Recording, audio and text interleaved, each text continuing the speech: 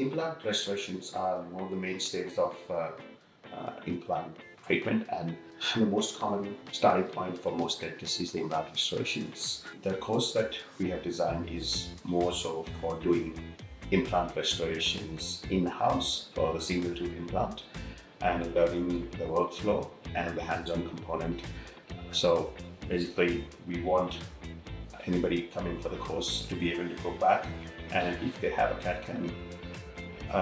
capability within their practice, they can scan, design, mill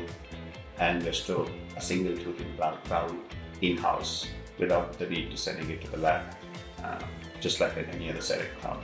So it's catered for a small group of people with a level focused approach to understand the nuances, and hopefully I highlight the pitfalls that you will face so that you don't have to face them, or give you the tools and armamentarium to be able to overcome those challenges and design your implant crowns in-house.